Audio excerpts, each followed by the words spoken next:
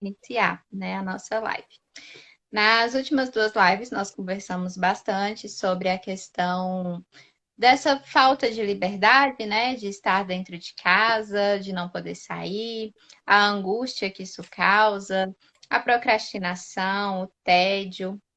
E hoje, conforme prometido, nós vamos falar de uma questão um pouco mais filosófica, né? Nós vamos trazer alguns pensadores do existencialismo. E eu gostaria de começar com Kierkegaard. Não sei falar esse nome direito, Epa, mas Kigar, Kigar.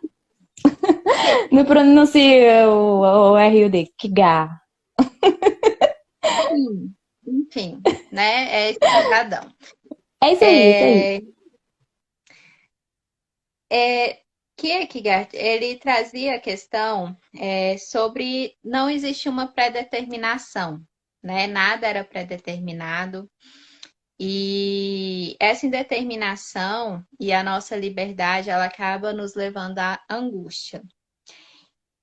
Enquanto eu estava preparando esse material com a Paula, nós conversamos sobre essa questão da liberdade e da angústia. Porque hoje a gente tem uma falsa sensação de que o que está causando angústia é a privação de liberdade. E aí a gente estava dialogando na seguinte questão: nós não estamos de fato privados de liberdade. Nós escolhemos nos privar um pouco da liberdade por um bem maior, né? Nós estaremos em privação de liberdade se tivesse o lockdown aqui e a gente realmente fosse proibido de sair de casa, coisa que não está acontecendo, né? O nosso distanciamento social ele está sendo voluntário, nós escolhemos, né, ficar em casa, nós escolhemos nos proteger e proteger o próximo do risco de ser contaminado com a Covid-19. Então, isso é uma escolha. Nós tivemos a liberdade de fazer essa escolha. E aí, a nossa reflexão começa aí. Por que que a gente se sente com privação de liberdade se nós tivemos a liberdade de fazer uma escolha? E é interessante o que você coloca, Sara, porque também dando uma lida hoje e aprofundando sobre essa questão da escolha, a gente não consegue, a gente não é capaz de reconhecer e expressar a nossa capacidade de escolha, né? Quando a gente está diante de uma situação, a gente vai escolher algo, a gente fica em dúvida, né? Então, principalmente quando envolve outras pessoas, a gente gera uma dúvida muito grande. Tipo, eu não quero decidir tal coisa porque eu não sei a opinião do outro, né? E dentro dessa situação de pandemia e tudo mais, a gente está escolhendo se fechar, né, nos ambientes para salvar outras pessoas, né? Então, assim, acaba que indo para um lado filosófico, e tudo mais, é, essa questão de você não saber escolher, é, meio que você não consegue seguir os seus desejos, né? Tipo, você não consegue escolher ser o tipo de pessoa que você quer ser, o que você quer para sua vida, né? Mas aqui a gente está falando de um contexto social, de um contexto que envolve a todos, né? Então, eu estou privando da minha liberdade para que o outro se salve. E é fundo isso, é bem pesado quando a gente se coloca dessa forma, né? Então, até que ponto a nossa liberdade é igual aquela coisa que eu falei para você, né? A nossa liberdade começa quando a do outro termina, Sim, né? sim. E até É, que ponto. pode falar. Pode falar. Não, é até que ponto essa liberdade influencia no outro, né? Igual a gente vê muitas pessoas indo para manifestações em tempo de lockdown e tudo mais. Como isso também está afetando as pessoas que estão nas suas casas, né? Sim. E essa questão, né, da liberdade, da minha liberdade acabar onde a sua liberdade começa, e também a questão da gente escolher se privar dessa liberdade de sair para cuidar do outro. Isso vem tanto um ponto sobre Kierkegaard também, como vem também uma fala de Sartre. Sartre ficou muito famoso com aquela frase de que o homem está condenado a ser livre. Como assim está condenado a ser livre? Desde quando está condenado a ser livre faz sentido, né? Por que ser livre é uma condenação? Porque a liberdade, ela não é simplesmente você sair por aí fazendo tudo o que você quer. A liberdade, ela vem de escolhas, né? Você tem a liberdade de tomar escolhas. As suas escolhas vão trazer consequências. Você é responsável por essas consequências. Então, se você, no caso, a gente está aqui falando da Covid, se eu me coloco a contaminação, eu contamino outra pessoa e essa outra pessoa morre, eu posso não ser presa por isso. Mas se eu assassino uma pessoa diretamente, eu vou pagar por isso, né? A minha escolha, a minha liberdade de escolha tem uma consequência, eu vou pagar por isso. E só que tem um problema nisso. Por que que é uma condenação? Porque quando você não escolhe também, quando você se deixa à deriva, você também está escolhendo, né? Então, até o não escolher é uma escolha e tem uma consequência, né? E isso é causador de angústia. E aí, quando eu falo Uhum. do Kierkegaard em relação a essa escolha, né, essa liberdade, ele fala que a liberdade tem três estágios, né? Que é o estético, o ético e o religioso. Depois a gente pode entrar, né, aprofundar um pouquinho mais em cada um, mas agora eu queria falar do ético, que eu acho que ele se encaixa muito bem aqui. Que a liberdade ética, no estágio ético, é aquela que você tem a sua liberdade, mas você pensa com questões de moral, de ética, dos dogmas religiosos, do que é melhor para a sociedade. Então, quando a gente opta em ficar em casa, né, para nos proteger e proteger o outro, é uma liberdade no estágio da ética, né? Uma liberdade onde eu não estou pensando somente em mim, mas eu estou pensando no outro também. Só que, como toda escolha, isso tem as suas consequências, né? E aí a gente volta para a questão da angústia, a questão da dificuldade de ficar em casa, a dificuldade de entrar em contato consigo mesmo. E também sobre esse ponto daquela dúvida, né? Entre o só se vive uma vez e o pensar no futuro.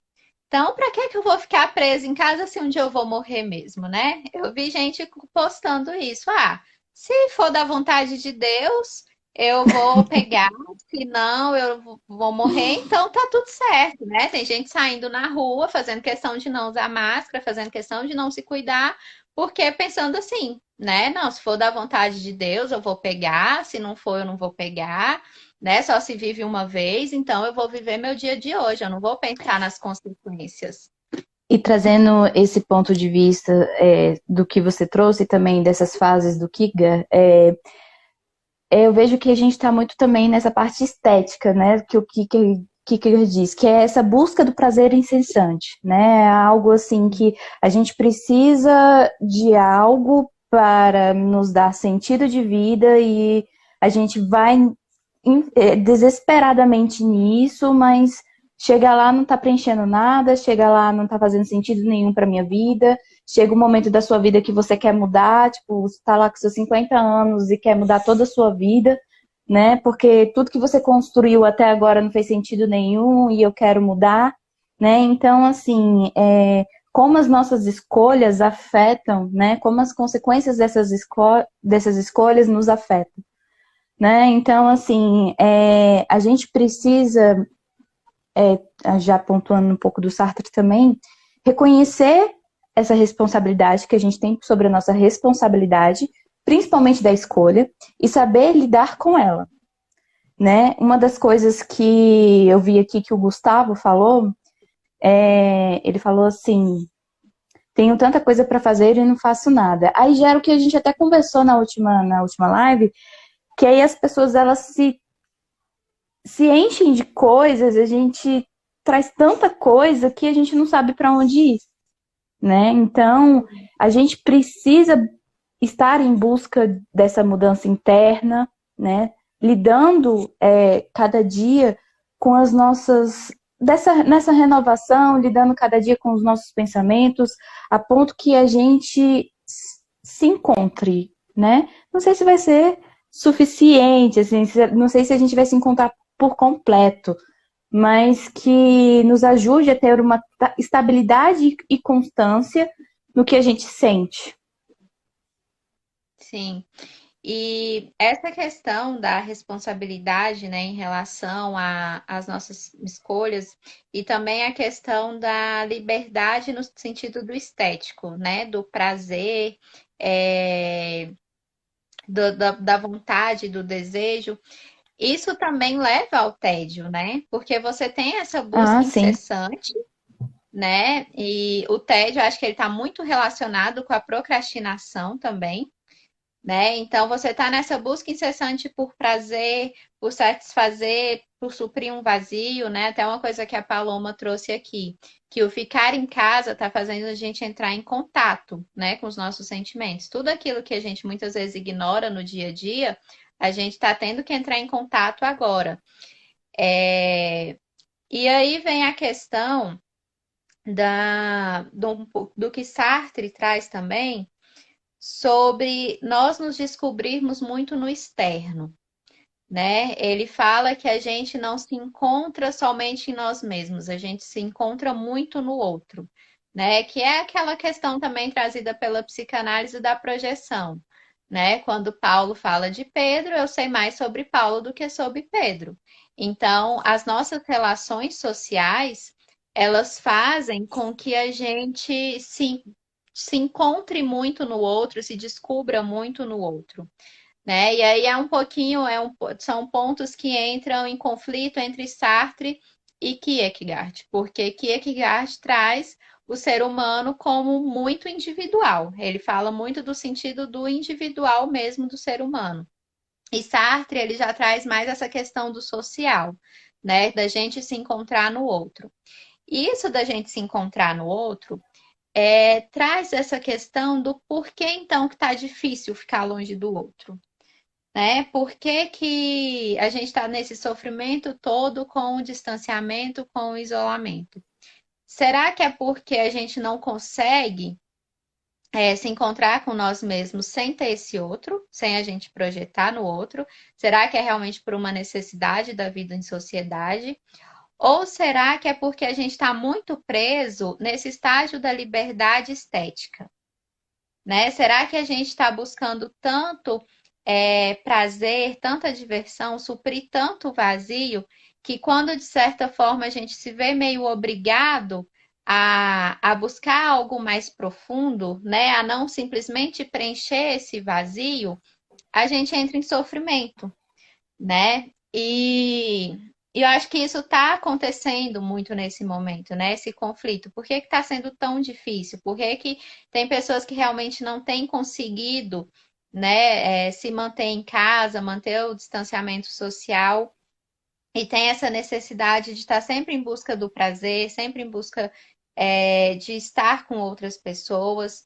E aí já pula para outro filósofo, né? Já Mas fazendo espera o aí gancho. mas espera aí antes de você fazer esse gancho, eu queria pontuar a respeito dessa questão do sofrimento, né? Porque esse sofrimento ele existe porque as pessoas estão negando muito o sofrimento, né? Infelizmente, o sofrimento ele é necessário para que a gente evolua enquanto pessoa, né? A gente precisa da angústia porque é o que nos movimenta a transformações internas e a mudança, né? Então, o que a gente vê é que são pessoas extremamente em negação, né? Evitando a situação e não tomando uma atitude de mudança diante desse cenário. Sim. E essa questão, agora também eu vou deixar o outro filósofo para depois, porque agora eu peguei outro gancho aí do que você falou. Essa questão de não encarar o sofrimento, né, de querer sempre afastar a angústia e entrar em estado de negação, hoje, sempre quando eu acordo, eu gosto de olhar as lembranças do Facebook. Eu gosto de ver quem era a Sara do passado, o que é que a Sara do passado pensava, né? Eu fico comparando com os meus pensamentos de hoje. Muitos posts do passado eu sinto muita vergonha de mim mesma, mas hoje foi uma lembrança muito interessante que eu postei há uns 3 anos, que eu estava muito revoltada com aquelas legendas, seja amor, seja luz, gratidão, sabe? Aquela coisa assim, vazia, sabe? Uma falsa good vibe, né? Aquela coisa de Aham. fingir que você tá muito grato, fingir que você é muito feliz, fingir que tá tudo bem, né? Seja amor na vida dos outros, seja luz na vida dos outros. E eu fiz um post há 3 anos, no dia 20 de maio, muito revoltada com isso, porque, tipo assim, se eu não tô sentindo essa luz toda, se eu não tô sentindo esse amor todo, se eu não tô sentindo essa gratidão toda, por que que eu tenho que ser? Né? Então, para que essa mania de ficar impondo para os outros como que os outros têm que ser, né? E eu já escutei várias vezes de algumas pessoas que a gente não pode ficar triste, a gente não pode ficar mal-humorado, a gente não pode demonstrar que não está bem, né? A pessoa tem que estar ali sempre plena, não pode demonstrar fraqueza, né? Porque se você demonstra seus sentimentos, você demonstra que você não está bem, você está sendo fraca, então você está demonstrando fraqueza, não pode, né? Não pode ficar mal-humorada, você tem que ser luz o tempo todo, você tem que estar positivo o tempo todo. E esse movimento de você não poder sentir tristeza, você não poder ficar angustiado, não poder se sentir mal em algum momento, traz essa negação, né? A gente entra em negação em relação ao sofrimento, a gente não se permite sofrer, e aí volta mais uma vez para o estágio da liberdade estética. Você busca Uhum. um prazer, você busca suprir desejos, de certa forma banais, para encobrir aquilo, para anestesiar, que são os anestésicos que a gente falou nas outras lives, para você não entrar em Uhum. contato com aquilo, Uhum. né? E isso é tão prejudicial porque é como você falou, é quando você entra em contato, né, com essa angústia, é nesse movimento que a gente se descobre, que a gente consegue uma transformação, né? Tem alguns sábios budistas, eles falam que as crises, elas são mal vistas, mas é nas crises que a gente transforma, né? E eu sempre falo Uhum. isso para os meus pacientes. O processo psicoterápico é como se fosse uma lapidação de um diamante. É um processo extremamente brutal, né? O E diamante ele dolorido. sofre muito ali no processo de Uhum. lapidação, mas é o que transforma ele em algo melhor, né? Ele Uma sai das ali da coisas, pedra bruta para se tornar uma pedra de extremo valor. E é uma das doloroso. coisas, aham. Uma das coisas que eu costumo muito falar na primeira sessão com meus pacientes é de questionar assim, você está pronto para passar pelo esse processo que pode vir a ser dolorido, né? Porque assim, vamos trazer para um contexto social, né? Nós temos diversas formas de gratificação, né? Nós temos uma acessibilidade meio que consumista sobre essas satisfações, essas necessidades, né, de prazer, porque, por exemplo, hoje você consegue fazer uma viagem, hoje você consegue comprar algo na internet que vai te satisfazer e tudo mais. E nós não temos mais essa estrutura psíquica, né, para a gente suportar experiências de frustração. E quando a gente entra em contato com algo que a gente negou a vida inteira, então se torna um processo dolorido, né? Se torna um processo Sim. de redescoberta. É. Primeiro, porque você tem que ser feliz o tempo inteiro, né? Você não tem essa estrutura para lidar com a frustração, porque você obrigatoriamente a sociedade impôs que você tem que ser feliz o tempo inteiro, então você não aceita. E uma coisa que eu observo nos meus pacientes também é que às vezes quando eles estão mal, quando eles passam alguns dias mais angustiados, tem aqueles dias assim mais down, mais reflexivo, eles ficam com medo de estar com depressão, né? Tipo assim, já associaram a tristeza, essa angústia que é algo natural e essencial da nossa existência, a uma doença. Então a pessoa não se permite. Então, se ela tá um Uhum. pouquinho triste, ela vai lá e compra roupa, ela vai lá e compra um bolo, ela vai lá e busca alguma forma de anestesiar para não se sentir triste, para não entrar em contato. E se você não entra em contato com isso, não tem como você sequer se conhecer, né? Você precisa saber de onde que vem aquele sentimento, por que que você está passando por aquilo. É realmente um diálogo com você mesmo, né? É você parar, sentar, pegar na mão da sua angústia e falar: vem cá, o que que você quer me dizer? O que que você veio fazer aqui? Hum, Vamos conversar, vamos trocar uma ideia. é acessar a sua verdade interna, né? Porque é o que realmente é verdadeiro e essencial do ser humano, né? Essencial seu também, né? Do eu comigo mesmo, né? E a gente, essa verdade, eu acho que é interessante falar sobre ela, não pode ser uma verdade na estagnação, porque algo que é estagnado não está em mudança. E a sociedade muda, o pensamento muda, né? E aí, se você não tem uma verdade para si e não consegue modificar, será que é uma verdade? Né? Será que realmente é uma coisa que tá te fazendo caminhar, ou tá te deixando muito preso a um pensamento, a uma vida, a uma situação que você não gostaria de estar? Aí vem a questão, né? É realmente uma verdade sua ou foi algo imposto para você, né? A expectativa do outro. Porque o outro está sempre depositando expectativa em cima de você, né? E Tem aí eu sempre queria uma trazer. expectativa de que você faça algo, que você chegue a algum lugar, que você se comporte de alguma maneira. E quando você está fazendo isso, será que você está sendo verdadeiro com você mesmo? Será que é uma relação genuína com você mesmo, enquanto você está apenas buscando suprir essa expectativa do outro? Uhum. Não só do outro, mas também nessa busca incessante de preencher esse vazio interno, né? De que fome que você tem de fato, né?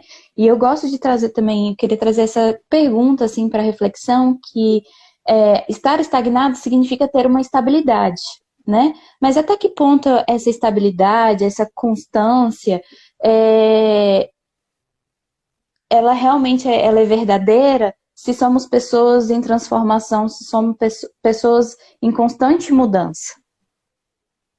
A vida é fluidez, né? Diariamente ela tá fluindo, ela tá mudando.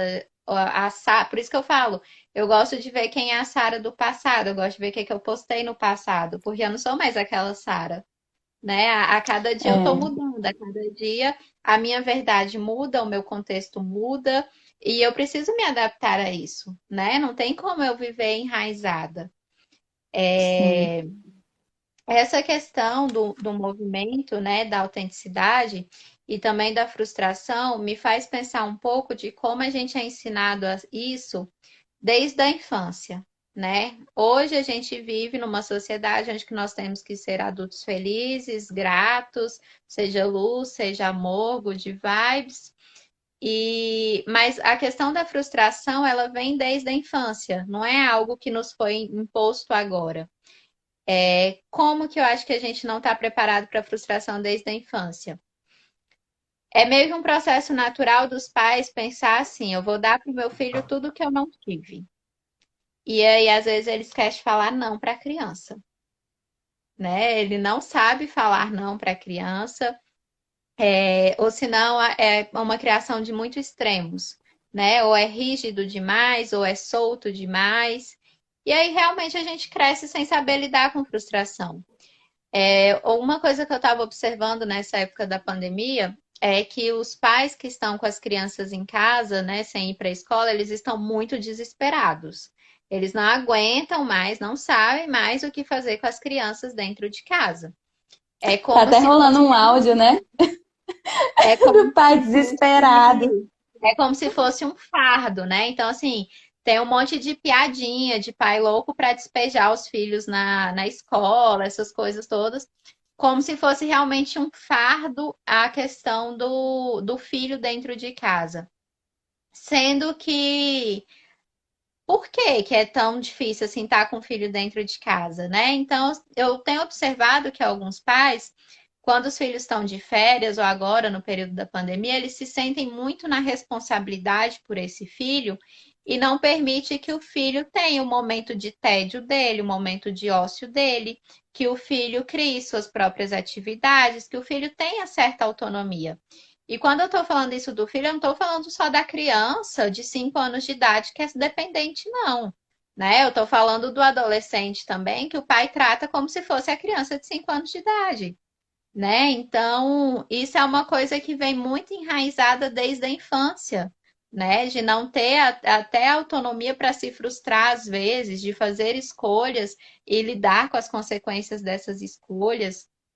E E isso também, é meio que uma fábrica de adultos que não sabem lidar com a frustração, e né? É uma também, frustração em larga escala.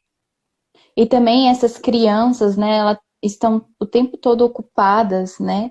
Elas não têm também a capacidade de escolha, até porque quem escolhe, até se a gente for pensar numa questão de direito, né? Até os 18 anos, quem manda na sua vida são os pais, né? Então, quem escolhe para esses adolescentes e essas crianças, tudo são os pais, eles se acomodam a isso, né? Então, quando chega um momento que você entra na vida adulta, tipo assim, vai lá, filho, se vira. E aí a pessoa ela realmente não sabe o que fazer, ela fica muito perdida, né? E assim, e aí acaba que essa criança, né, agora adulta, acaba entrando em contato consigo mesma, que agora ela tem essa possibilidade, essa liberdade e não sabe o que fazer com ela, Uhum. né? E Até porque, pode pode falar. falar. Não pode concluir Não, sua fala. porque não, é porque nessa questão da responsabilidade, a gente não sabe o que fazer com ela, né? A gente é responsável por nós mesmos, mas tá, e o que que eu faço agora? Para onde eu vou? Né? Que escolhas que eu tenho que tomar agora nesse momento para eu poder ser feliz daqui a uns 10 anos, né? E aí, igual você falou, a gente tem, igual também o Félix colocou, a gente está numa ditadura, né, da felicidade, na qual existe coisas colocadas sociais que são ditas verdadeiras e a gente se apega a elas, né? Sim. E isso que você falou, né, da gente, o dia que chega nessa liberdade, não saber o que fazer com ela, eu tenho observado nos meus pacientes aí da casa dos 20 e poucos anos, esse conflito de tipo, peraí, eu sou adulto, né? O que está acontecendo? Eu ainda sou um adolescente, eu sou jovem ou eu sou adulto? Eu tenho responsabilidade ou eu não tenho? O que eu faço com essa responsabilidade que eu tenho agora? Eu tenho que estar com uma vida financeira estável e perfeita aos 30 anos, eu tenho que tomar todas as decisões agora, de uma vez, e até medo da vida adulta, né? Eu tenho pacientes que relatam, não, eu tenho medo de ser adulto, eu não me vejo como adulta, eu tenho medo das responsabilidades, porque realmente tem consequência. A liberdade tem consequência, né? As escolhas têm consequência, a responsabilidade tem consequência e a gente não foi muito bem criado para isso, né? A gente foi criado para ser feliz, para ser independente, para ter uma boa vida financeira, uma boa profissão, constituir família, mas como? Como que faz isso? Né? Aí a gente Uhum. volta para a famosa frase de Sartre: estamos condenados a ser livres.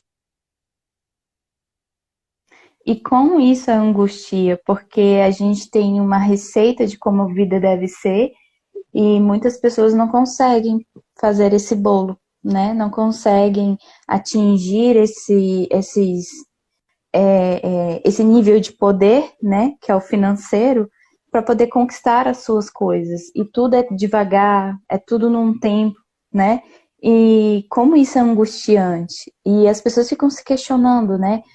Tá, se eu não tô conseguindo, qual é o sentido disso tudo, né? Qual é o sentido da minha vida? Qual é o sentido da minha relação, das minhas relações, né? Então, tudo isso se perde na pessoa porque ela tá indo por um caminho na qual ela não tá conseguindo chegar aonde ela quer chegar. Mas o que que ela quer chegar afinal? O que que ela quer, afinal de contas, né? E existe essa perda interna, pessoas perdidas, né? Sim. O Félix está trazendo aqui essa questão, né, de chegar antes dos 30 sem carro, casa própria e vida consolidada é visto como fracasso. E isso é um causador de muita angústia porque tá todo mundo focado nisso, né? Essas expectativas, essa condição que a sociedade colocou, esse ritmo de vida que a gente tem que ter. E agora que a pandemia está estragando os planos, digamos assim, né? Então você tinha um planejamento, Geral. né? E não, 2020 vai ser o meu ano. 2020 eu vou fazer isso, eu tenho um projeto tal e tudo aquilo. E aí 2020 veio, a gente parou de trabalhar, se endividou, perdeu o emprego, aconteceu um monte de coisa, não vai dar para comprar carro, não vai dar para comprar casa. Meu Deus, os 30 tá chegando, o que é que eu faço? Né? Parece que eu não fiz nada ainda, não cheguei a lugar nenhum. E aí a gente volta para a questão do aqui e o agora, né? Para quem chegou agora e não sabe, eu e a Paula somos psicólogas da abordagem humanista. E o que que a abordagem humanista fala o tempo todo? O aqui e o agora. E qual é a importância desse aqui e agora? Se a gente vivesse mais no aqui e no agora, a gente não tinha esse sofrimento todo. A gente não passava por essa angústia toda. Porque no aqui e o agora, que problema que a gente tem? São 9h33 da noite. Nós estamos no conforto da nossa casa, com internet, tendo um bate-papo aqui, né? Tá bacana a situação. Qual o problema que eu tenho no aqui e no agora? Eu não tenho, né? Eu tô aqui com a minha roupa confortável no meu quarto, aqui com a internet, conversando com vocês. No aqui e no agora eu não tenho problema. No futuro eu tenho? Tenho. No futuro eu tenho boleto para pagar, no futuro eu tenho que lidar com a pandemia, eu tenho um monte de coisa para resolver no futuro. Mas no aqui e no agora eu não tenho problema. Só que a gente não consegue viver no aqui e no agora, né? A gente está sempre voltado para o futuro, sempre pensando lá na frente, sempre querendo suprir expectativas, sempre querendo ter esse alcance dessa vida feliz, perfeita, tudo certo, sem olhar para nós mesmos, sem olhar para o que a gente está sentindo, sem olhar para o que a gente quer, para o que a gente vive. Tanta gente casa sem querer casar, porque a sociedade diz que precisa casar, tem filho, depois se arrepende, passa a vida inteira numa profissão que odeia, né? Compra uma casa, mas não era aquilo que queria, ela queria viajar, mas ela tá ali pagando o financiamento da casa própria, né? E às vezes você para perguntar assim para a pessoa, o que é que você quer? Ninguém sabe responder na hora o que que ela quer, né? Ela precisa pensar, às vezes dá um nó na cabeça dela, porque está sempre vivendo lá no futuro, que é um campo imaginário, porque enquanto o futuro não chega, ele não existe. Sempre vivendo expectativas, que também é algo do imaginário, né? Expectativas, elas nunca são supridas, elas podem até, você pode até ter algo melhor do que a sua expectativa, mas do jeito que você teve a expectativa, nunca vai ser suprido porque é algo do campo do imaginário, é algo idealizado que não existe. E aí você acaba vivendo sua vida num campo que não existe, com sofrimento, sendo que você poderia estar no aqui e no agora, vivendo o aqui e o agora, em contato com você mesmo. E se descobrindo, se Uhum. transformando. E querendo ou não, que é no aqui e agora, é o que você vai construir a base para o futuro, né? Para as coisas que vão acontecer lá no futuro. É no hoje, né? E na maneira que você vive esse instante que vai determinar tudo. Então, se você no aqui e agora tá deixando muita coisa passar, como que vai ser, né, no futuro? Porque a gente fica nessa, né? Fica no futuro, aí a coisa chega, você nem aproveitou ela direito e já passou, né? Já virou passado e o meu aqui agora tá perdido, porque eu não experimentei, eu não tive uma sensação de prazer com aquilo. Quantas vezes já ouvi dentro da clínica pessoas falando assim, nossa, eu viajei e eu sinto que eu não aproveitei nada da viagem porque eu estava preocupada com a volta, né? Estava preocupada com as coisas que eu tinha que pagar, com as contas que eu tenho que pagar. E aí, o quão genuíno você aproveitou aquele momento, quão genuíno você teve aquela sensação, eu, tu, né? Que né, de prazer mesmo, aquela sensação do tipo, tô aqui comigo nesse instante, não quero saber de nada e eu quero esse momento para mim, né? É Que é isso, o assim. que, é o que Kierkegaard traz sobre o aqui e o agora. O aqui e o agora, ele é autêntico, né? Essa relação genuína, essa relação autêntica, ela tá no aqui e no agora, e não nas expectativas. Aí agora que você já falou do eu tu, e vamos falar do eu isso, é o filósofo que eu estava querendo falar aquela hora, né? Que é Buber. Buber. Buber, ele traz a questão do eu tu e o eu isso, né? São conceitos que ele traz para falar sobre as relações genuínas e as relações que de certa forma são objetificadas, né? Então, o que seria o eu tu? O eu tu é essa relação autêntica e genuína, né? Então, quando você está ali no aqui e o agora, aproveitando aquela sua viagem, e você tá naquela sensação de êxtase, nossa, que viagem maravilhosa, que momento maravilhoso. Olha esse pôr do sol, né? Olha essa paisagem que você tá ali realmente vivendo aquele êxtase. Você tá no aqui e no agora, você tá presente naquele momento e você tá vivendo uma relação genuína.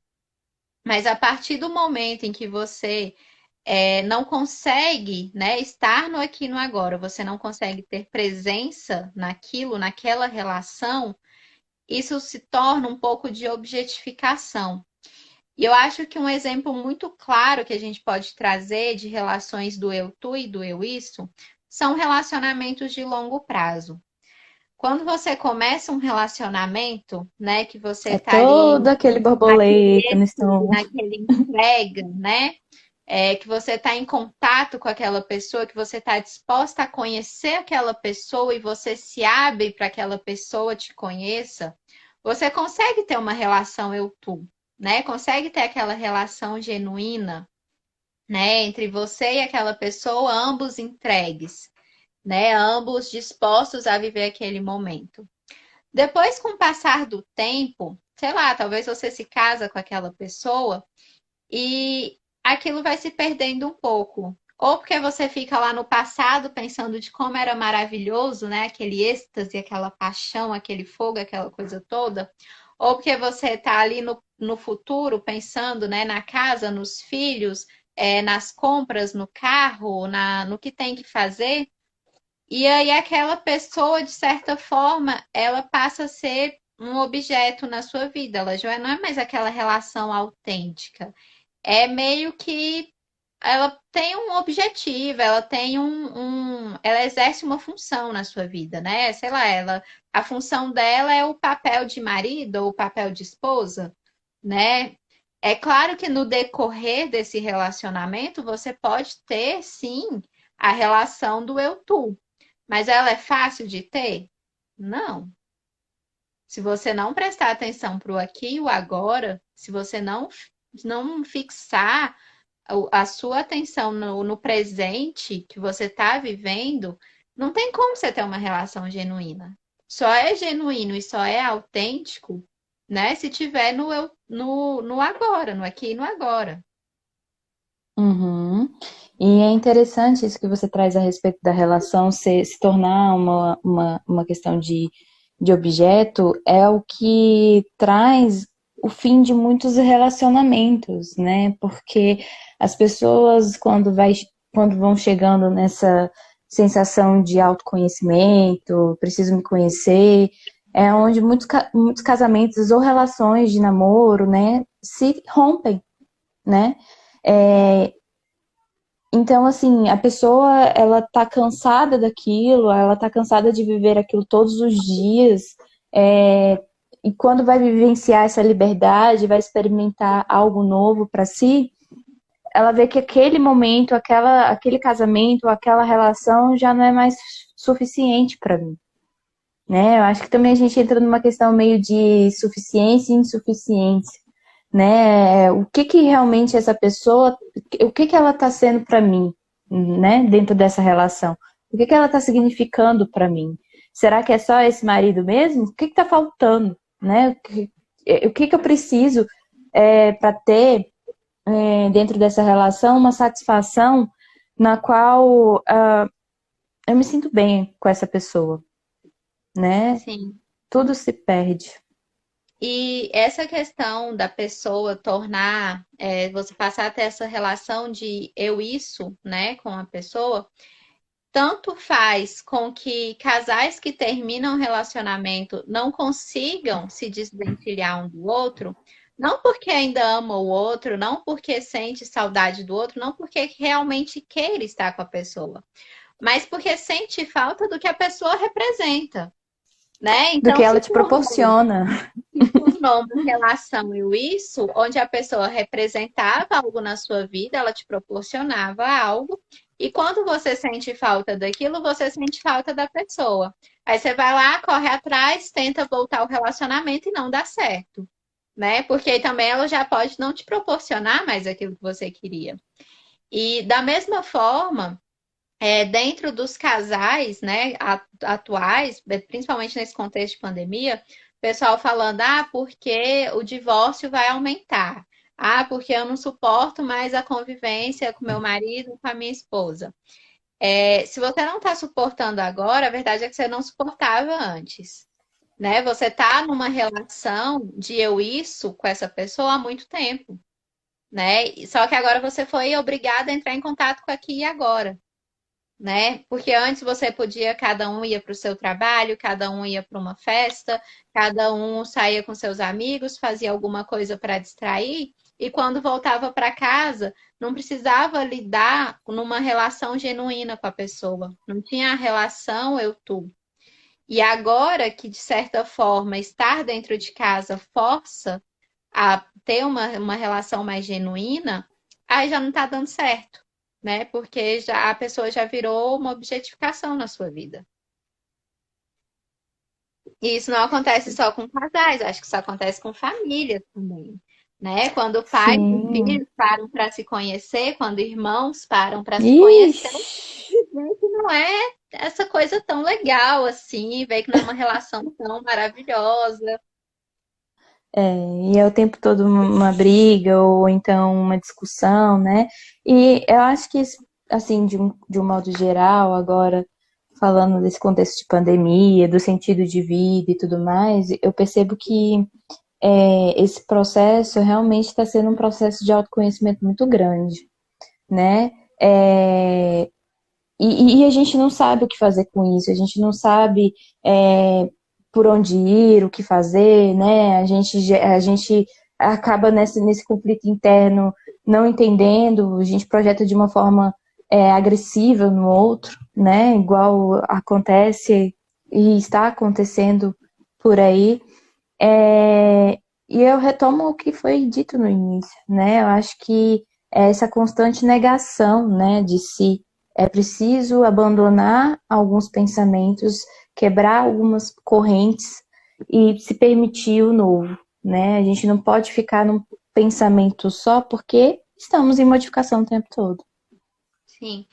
E essa questão da modificação, né, da sociedade mudar, da gente mudar, das coisas mudarem, uma boa indicação de leitura que a gente pode deixar aqui para vocês são os livros do Bauman, né? Tanto da sociedade líquida, da modernidade líquida, como das relações líquidas. Nós estamos trazendo aqui filósofos antigos, né? Tanto Kierkegaard, Sartre, Buber são filósofos do século passado, criaram as teorias deles com base no século passado, e nós estamos aqui tentando aplicar na nossa realidade atual. Só que Bauman, ele já traz uma visão bem mais atual, uma sociedade bem mais moderna, né? E ele fala dessas relações, de certa forma, vazias, dessas relações de interesse, dessas relações líquidas, né? Que vêm e vão da mesma forma que o rio passa ali pela ponte, né? Se a Uhum, pessoa não tem algo para te proporcionar, ela não serve para você. Ela é apenas uma relação eu-tu, né? Não existe o eu-tu. uhum. Tem até Eu uma acho que. parte do livro, Pode só para falar. Foi. Tem uma parte do livro que o Bauman fala que as pessoas hoje elas se tratam como peças, né? E quando uma peça tá com defeito, tá quebrada, ao invés dela querer consertar aquela peça, ela prefere descartar e comprar outra, né? E assim vão sendo as relações. E Então, eu, se a pessoa não me proporciona, eu deixo de lado e vou para a próxima, né? aham, Cada vez mais líquido. tem essa, eu quero fazer até um link com o que a gente falou sobre a questão das gratificações, né? E a relação também é uma gratificação, ela tá lá naquela regrinha lá, naquela lista lá do que você tem que fazer, que é o casamento, né? Mas a gratificação é igual a gente expôs, é o que vai me trazer satisfação. Toda relação é de interesse, né? Toda relação tem a questão do interesse. Porque o outro vai me trazer alguma coisa e eu vou levar algo a esse alguém, né? Se eu estou com essa pessoa é porque ela está me satisfazendo em algum sentido. Mas chega um ponto na qual a gente vai conhecendo a pessoa, nessa relação eu isso e tudo mais, e isso vai se rompendo, né? Porque não, aquela pessoa não se torna mais suficiente para mim. Mas será que esse é o papel dela? Ela precisa ser realmente suficiente para você? E pelo fato de você não estar tendo sensação de prazer dentro da relação, a coisa se rompe, né? Por isso que a gente vê esse relacionamento líquido, essas relações líquidas. Porque, aqui já deu, vou pro próximo, né? Não, a gente não quer acabar com isso, com esse amor que a gente tem, vamos seguir em frente, né? Cada um com a sua vida agora e deixar esse momento ali do que já foi, né? Então, e são coisas muito rápidas, assim, né? Então, até que ponto também eu não tô assumindo as minhas responsabilidades, eu não tô sendo satisfeita, não tô tendo satisfação dentro dessa relação. Até que ponto também eu estou lidando com a frustração dessa relação, porque eu conheci uma pessoa totalmente daquela pessoa fantasiada no início, né? Então é uma quebra, né? E é por isso que a gente tende a terminar relações em 2 meses, 3 meses, né? Ou casamentos que não duram tanto tempo, igual antes, né? Mas obviamente que antes tinha outros fatores, né? Que mantinha uma relação com muito mais tempo. Mas enfim, eu acho que existe essa, essa, essa necessidade da gente aprender a lidar com o outro. Mas o lidar com o outro é difícil, né? E eu acho que o Sartre também diz sobre a náusea, né? O outro me incomoda. O outro, quando começa a aparecer a parte feia dela, né? Digamos, a parte, né, obscura da pessoa, aquilo me assusta e me tira do meu conforto, me tira do meu comodismo em relação a ela, né? O outro, ele acaba me afetando de uma forma que eu não consigo ficar ali por muito tempo. Até porque também eu estou em negação, eu não quero me conhecer, estou lá na fase estética, né? Então vamos tacar o foda-se, vamos seguir, né? Vamos seguir, bola pra frente, tem uma fila aí de pessoas pra mim, né? Então é isso que tá rolando dentro da nossa sociedade. E já pegando o gancho dessa parte das relações serem relações de interesse, serem relações para suprir alguma necessidade nossa, e em troca a gente oferece algo para a pessoa, nós já estamos nos últimos minutos de live e eu queria falar sobre as respostas que eu tive na caixinha na semana passada aqui no Instagram. Né? Eu coloquei uma caixinha para as pessoas me falarem qual era o sentido da vida para elas. E as respostas que eu obtive foram muito relacionadas a justamente essa questão do outro, né? Então, eu anotei aqui duas respostas que me chamaram mais atenção. Uma falava assim, que o sentido da vida era vivenciar e se relacionar com tudo que nos cerca. E o outro foi assim, o sentido da vida é dar sentido na vida de alguém. Então, assim, a vida da pessoa só faz sentido se tiver o outro, né? Se tiver essa relação com o outro, essa recompensa vindo do outro. E aí me fez pensar muito na questão de Hegel, né? Que ele trazia essa questão mais do coletivo, né? Ele tinha uma visão que a vida ela funcionava em sociedade, o ser funcionava dentro de um coletivo, né? Que ele falava da questão do propósito e realização em comunidade, né? E para muitos, o sentido da vida é essa, né? Eu tenho certeza que eu trouxe essas duas frases aqui, mas muitas pessoas se identificam com ela. Até eu me identifiquei um pouquinho com essa parte de dar sentido, né, na vida de alguém, de você ter um propósito, até porque a gente não está aqui fazendo live quase 10 horas da noite à toa. Né? Se a gente está aqui, a gente está querendo levar algum sentido, algum conhecimento, a gente tem um propósito nisso. E uma das pessoas me perguntou qual que era o sentido da vida para mim. E eu falei que eu só responderia na live. Então, para cumprir minha promessa, antes de acabar a live, para mim eu acho que não tem um sentido definido, concreto e estático. Até por tudo que a gente falou aqui agora. Né? Se a vida ela é fluidez, se a vida não é estática, se a vida é o aqui e o agora, se a gente está mudando enquanto a vida muda, né? Então, eu não acho que a vida tenha um sentido estático, até porque a minha verdade é diferente da verdade do outro. Mas tem um trecho de uma música do Almir Sater muito famosa, tocando em frente, que eu queria trazer aqui, porque eu acho que ela representa bem, eu me sinto bem representada, para mim ela faz muito sentido. Que fala assim: penso que cumprir a vida seja simplesmente compreender a marcha e ir tocando em frente. Como um velho boiadeiro levando a boiada, eu vou tocando os dias. Pela longa estrada eu vou, estrada eu sou.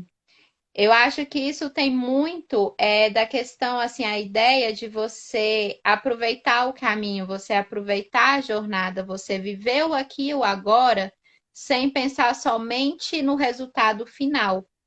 Né? Quantas vezes a gente vive angustiado por pensar só no resultado, só no objetivo, no lugar que a gente quer chegar, e a gente não aproveita a caminhada, né? Então eu acho que a vida ela faz sentido e a gente passa a se tornar pessoas realmente felizes, né? Pessoas autênticas, quando a gente entende que é simplesmente tocando em frente, sabe? E vivendo um dia de cada vez e seguindo a estrada e entender que nós somos a estrada. Né? Para mim, acho que essa é uma música que faz muito sentido e que resume muito bem o meu sentimento em relação ao sentido da vida. Uhum. E aí, pessoas, alguém quer deixar algum comentário, alguma pergunta para a gente responder nesses momentos finais? Enquanto o pessoal vai te respondendo, Paula, eu queria só fazer um comentário aqui. O Adriano Diga lá. falou que não somos sempre dependentes uns dos outros. Eu acho que dependência não é o termo certo, né? Eu acho que a partir do momento que a gente depende de alguém, algo vai dar muito errado. Mas eu também acredito que a gente não nasceu em sociedade à toa, né? A gente realmente precisa desse convívio, a gente precisa conviver com o outro, mas não necessariamente ser dependente do outro. E o Félix tem uma pergunta. Faça a sua pergunta, Félix. Enquanto o Félix pergunta, Paula, você quer falar qual é o sentido da vida para você? Eu vou responder. Não é? Sendo o fim doce, que importa que o começo amargo fosse? Bem está o que acaba. Tá aí a minha resposta. Vamos Olha lá a na pergunta. legenda do vídeo depois. Félix perguntou aqui: até que ponto as condições materiais imediatas determinam a liberdade? Félix e suas perguntas nos últimos 5 minutos. Desde a faculdade ele faz isso, né, gente? Como que responde isso em 5 minutos? E aí, a gente marca uma próxima live para falar disso? Eu acho que essa pergunta é mais uma reflexão, assim, até que ponto as condições materiais imediatas determinam a liberdade. Porque, querendo ou não, a gente acaba se prendendo ao material. E aí? Até que ponto eu também estou liberta, né? Quando a gente se prende às questões, igual a gente falou, a gente se prende às coisas e até que ponto eu estou vivendo a minha liberdade, né? Até que ponto eu estou realmente nessa comunicação comigo mesmo. Eu acho que é uma reflexão, assim. A gente pensa nisso, mas acho que até nisso a gente tem a liberdade de escolha, né? A gente tem a liberdade de escolha de viver, de certa forma, com certo conforto e padrão material, né? Tem pessoas, por exemplo, que escolhem o estilo de vida hippie, né? Elas não são tão presas ao material como nós que estamos aqui com os nossos smartphones e com a nossa internet Wi-Fi somos, né? Até nisso tem a escolha. Então, eu tive a liberdade de escolher ter esse estilo de vida. Então é isso. A Geise falou aqui. Sartre diria que não determina, mas condiciona, situa a liberdade em um contexto. Verdade. Aí já vem o minimalismo e sua filosofia. Meu comentário é que eu sou grata por livre e espontânea vontade por vocês duas aqui e agora. Ah, que lindo, falou, adorei. Então a gente vai finalizando.